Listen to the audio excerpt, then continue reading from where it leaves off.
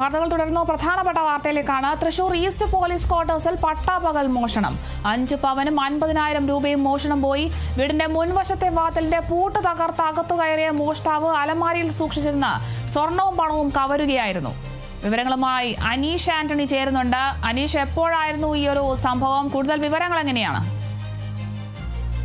അരുണിമ, തീക്കട്ടയിൽ ഉറുമ്പരിക്കുന്നു എന്ന് നാം പറഞ്ഞു കേട്ടിട്ടുള്ളൂ. അതുതന്നെയാണ് അക്ഷരാർത്ഥത്തിൽ ഇവിടെ സംഭവിച്ചത്.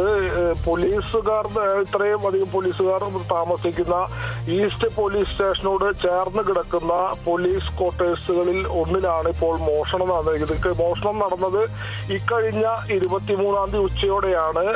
5 പവനും 50,000 രൂപയും ആണ് മോഷണം പോയത്.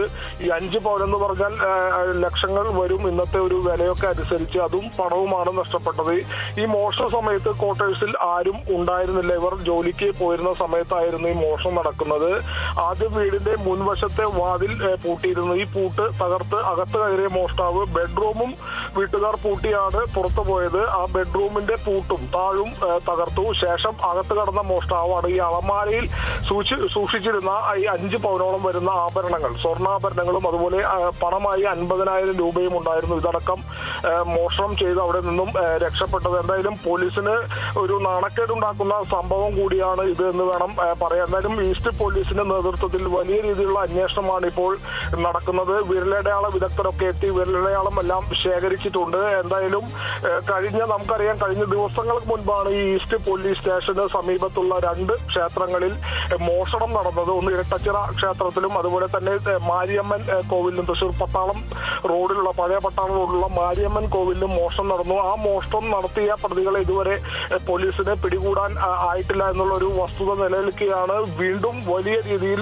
പോലീസിനെ സമ്മർദ്ദത്തിലാഴ്ത്തി പോലീസ് ക്വാർട്ടേഴ്സിൽ തന്നെ മോഷണം നടന്നത്. അതും ചെറിയൊരു മോഷണം അല്ല. 5 പവനോളം സ്വർണം കവർന്നു, 50,000 രൂപയും കവർന്നു. അതും പട്ടാപ്പകൽ എന്നത് എടുത്തു പറയേണ്ട ഒരു കാര്യമാണ്. എന്തായാലും പോലീസ് വലിയ രീതിയിലുള്ള അന്വേഷണമാണ് ഇപ്പോൾ നടത്തിയിരിക്കുന്നത്. പോലീസിന്റെ ഒരു അഭിമാന പ്രശ്നം കൂടിയായി മാറിയിരിക്കുകയാണ്.